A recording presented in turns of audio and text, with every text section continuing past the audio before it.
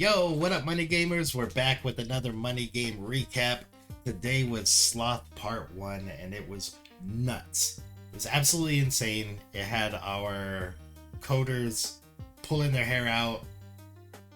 I know of at least 9 or 10 that were working on it, and I know there was others working on it silently, because sometimes you just get somebody in chat that says, like, try this, so they're obviously doing it. Wow, it was crazy. And typically we feel like we know the pattern. The Money Game website restarts, we check the source code, we find something from the source code.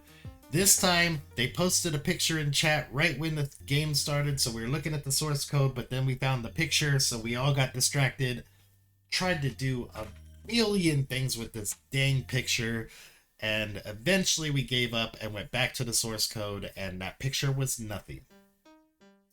The person that created the game told me himself that was just a distraction, and it worked.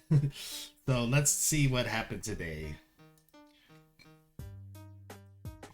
So the timer runs out, the new riddle pops up. In the chambers where darkness and lethargy blend, the sloth does not move. It's on you to amend. Through commands you convey, bring light to the gloom. Wake the sloth from its slumber or remain in doom.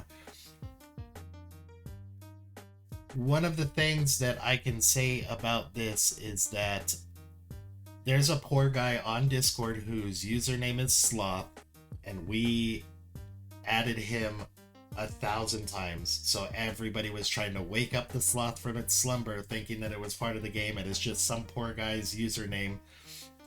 And they're someday going to see that they have been pinged 1 billion times, and hopefully they have that shit turned off and it wasn't anything important. But let's go. Let's check the source code. I've showed you guys how to do this last video, so we're going to do it again. We're going to go into the Money Game website. I'm just going to view the page source this time. We're going to look for anything in the page source that is out of the ordinary, which in this case, it's this really crazy line right here. I will copy and paste this, or copy it. So what we found out from this, somebody finally figured out, and this is a reason why I got to give J40 a shout out, because J40 was the one that found it last time. Some of the coding. This time he looked at that coding and realized it doesn't look like anything normal. So he went into CyberChef. He took out all the 3s and all the 2s. And when you do that, you get this binary code here. So we're going to take this binary code that comes up. We're going to copy it. And then when he looked at this binary code, so it's going to look like this. This is the way he had laid it out right here. This binary code does not look normal because I don't think it's supposed to end with 0 on every single one. So what he did was he put it into a different recipe and reversed it.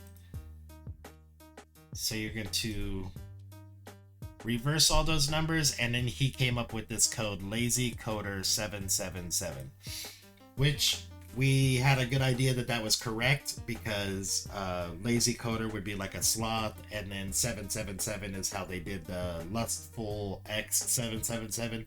So we were looking for Discord users, we were looking for Instagram, we were looking through Twitter, we were looking through all the different places where this Lazy Coder could be at.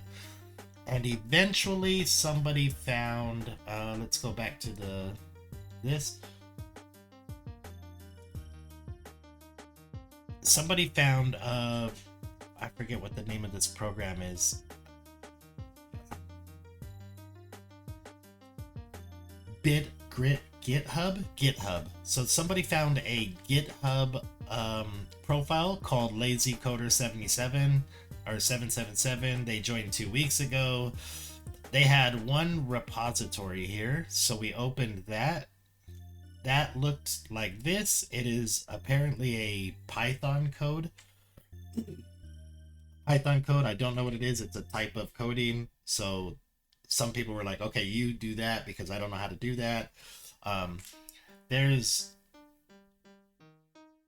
most people were doing the Python coding in one program, but somebody else came through later on in the day and said there's another way that you could do it on Google. So that's how I'm going to do it. So let's go try this.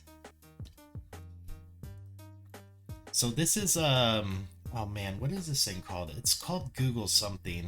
Google Research, I believe it is. So what we're going to do is we're going to take that code that we just found. We're going to copy it. We're going to run it here.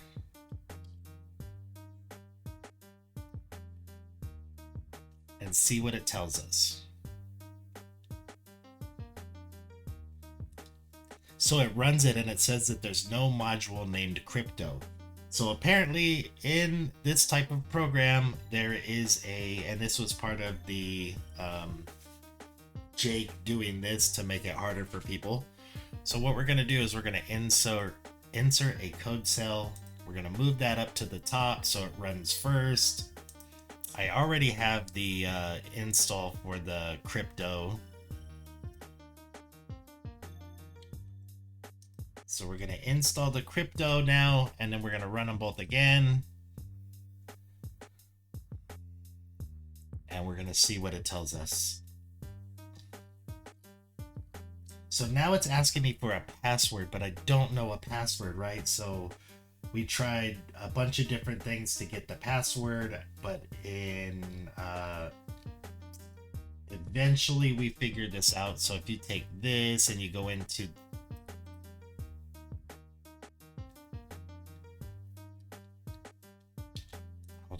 if you copy this and you put it into paste bin.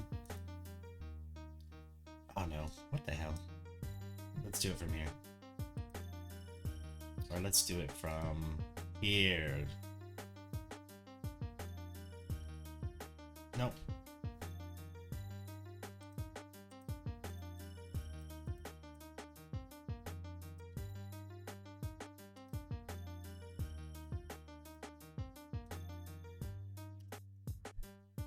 So we get this code here, right? This code didn't make sense to most of us, but this right here, this little 5CTCU6DY equals another paste bin. So what we're going to do is we're going to go into that one. And if you go into that paste bin, you get... Here, let me put it in here. So if we go into that one, now we get this. So all we're doing is changing the last numbers of it. So now we have our key. We're going to go back to this code. We're going to put the key in here and see what happens then. We're going to hit enter. Boom. Now it's telling me that I don't have an ebin. So there's no such file or directory as an ebin. So that means that we have to go back to the original spot in GitHub, and we need to find where the ebin is. So let's go to here. Where are we at? We found this. We pasted it. We got the password. Now, the ebin is on the Lazy Coders GitHub site.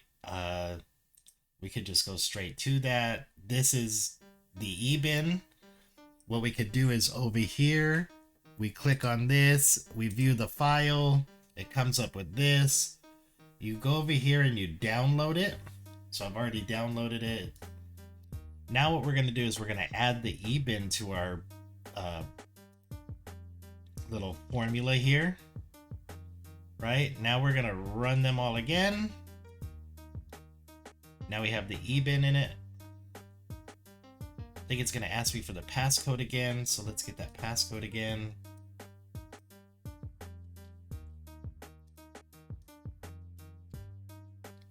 We're going to hit enter. Boom! Now the P is not defined. I believe on the... when the P is not defined, we're gonna have to change this code here to a globals.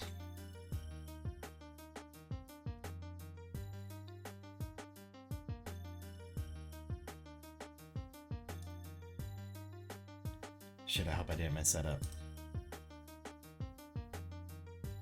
Let's see if it runs.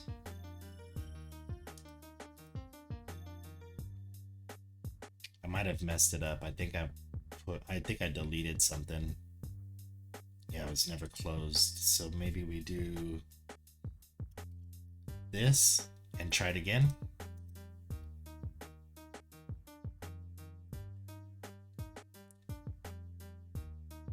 Now it's gonna ask me for the passcode again. Let's run it again.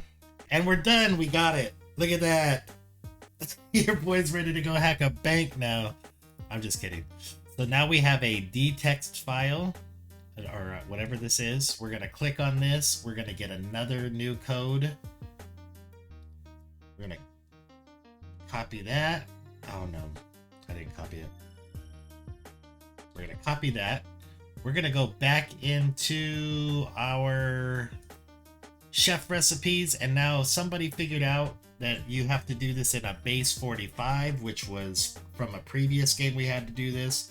We're gonna post it in here and see what happens. Boom, we got it. Slavery is here. Dun, dun, dun, dun. Look at your boy turning into a freaking straight hacker.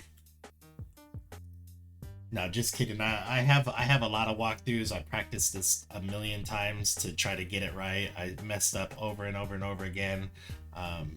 But it was really, really fun. And again, today was a blast because like I just made that look really easy, or maybe not. But this was like one step at a time. Somebody would find something, somebody would find something. Right when the freaking competition started, or when the riddle first come up, I'd say maybe 10 minutes into it, somebody said the password is this. Like they had already found the TNG, and it was like, oh my god, what did it say?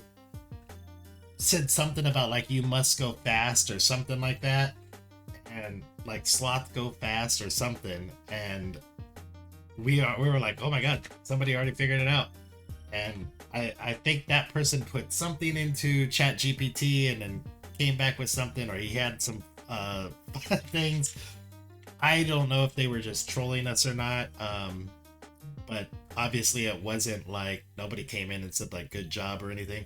Or maybe that guy was like the best coder in the world, figured it out right away, went all through the steps, and then they messaged him like, dude, we can't let this thing end in 10 minutes, so we're gonna pay you to just like go away. Tinfoil hat theory.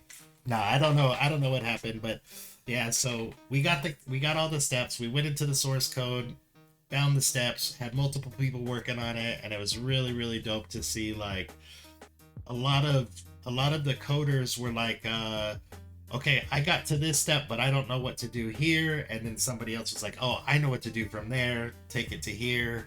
And again, big shout out to, oh my goodness, J40, I think his name is. He's one of the ones that solved one of the puzzles earlier on and really got us like a head start, because he did like the first 4 or 5 steps. It says this is as far as I could get, and then other people took over and he did the same thing again.